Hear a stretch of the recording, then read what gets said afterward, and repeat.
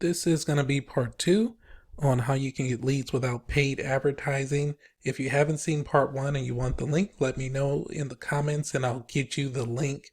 We're going to talk about the three main areas where you can get leads without paid ads and what you can do to convert those into sales. So the first one you probably guess are schools.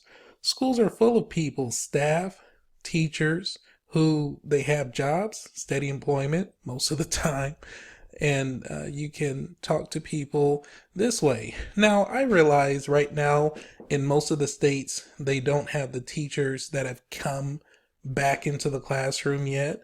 However, that's even better because now you have the ability to do a Zoom call. And we'll talk about how you can use this to your advantage and get people on the Zoom. Or if you're in a state where everything's open, get people in the building.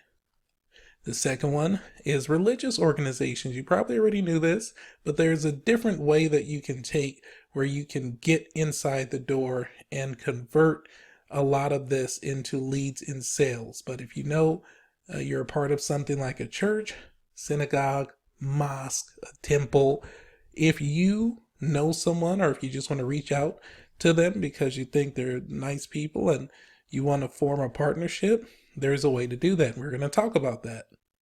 And then there are nonprofit organizations, which are my favorite, but these are probably one of the biggest overlooked lead sources that we have available today. And we'll talk about how you can convert a lot of this into leads in sales as well.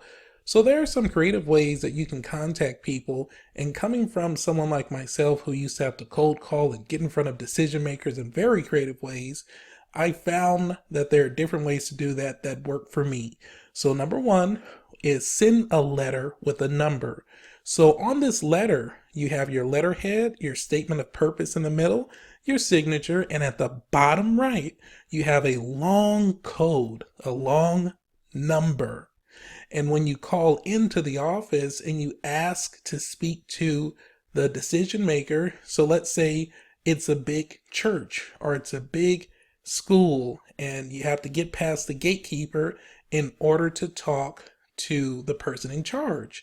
You just give them a call, and let's say the person name is Cindy, the receptionist or whoever picks up, and you say, "Hey, this is Darryl. I'm just returning or giving Cindy a phone call in reference to a letter that we sent out that we never got a response to. The confirmation number on that letter is 693-55802. Can you patch me through to Cindy so I can make sure that she got it so that we can just cross this off of our list so that we don't have to call again?" Number two is stalk people on Instagram. Hashtag principal, hashtag teacher, hashtag pastor, hashtag church, whatever it is. If you're going to go after schools and churches and you find out what those leaders' titles are, search the hashtags in your area and you'll be able to find these people, follow them, like a bunch of their stuff, and send them a message. Number three is just a good old-fashioned appointment. Make an appointment, but don't go empty-handed, and talk about what you want to do. Talk about what your intentions are, but most of all, bring food. And then there are getting people in the door. And if you're doing the Zoom thing, it's getting people on the Zoom. And you can say things like the first 10 people will get X, Y, or Z. Or you can say that there are going to be Visa gift cards for those who participate. They don't have to know it's going to be $5. You just say Visa gift cards. You can let them know there's going to be a raffle for 3 different prizes, and you can tell them what those prizes are. Now you can name the prizes without really naming, or I'm sorry, you can name the prizes without having to name the prices. So let's say you say, one of the winners will get a Visa gift card, a Bluetooth speaker, and a smartwatch. Well, they don't have to know that the Visa gift card is $5. The Bluetooth only costs you $15, and the smartwatch you got off of Amazon, and that only costs you $10. People hear Bluetooth, gift card, and smartwatch, and they're there, and they're paying attention. Another thing I didn't put on here is if you have a service that you render, you're a massage therapist, you're a fitness instructor, you're a chiropractor, you offer them free services for those who participate inside of the Zoom or inside of the meeting, and the terms and conditions of which they have to go through in order to participate is up to you. So this way you have more people in the door and more engagement.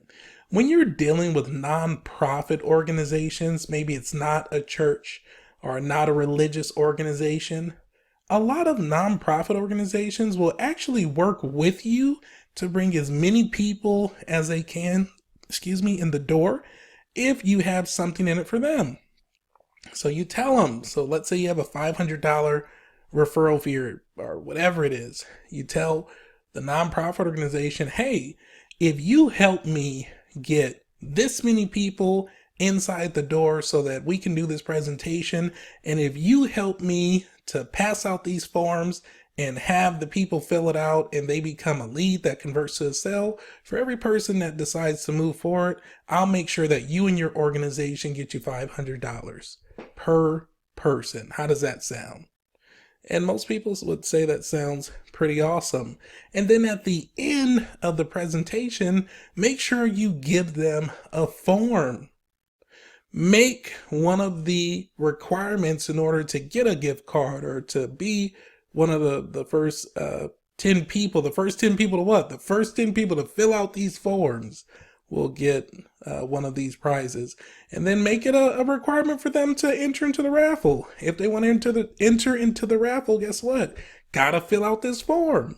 And they become your leads. And so I hope this helps, and that if you're not into Facebook advertising, and maybe you like this way better, everything doesn't have to be Facebook or social media or Google.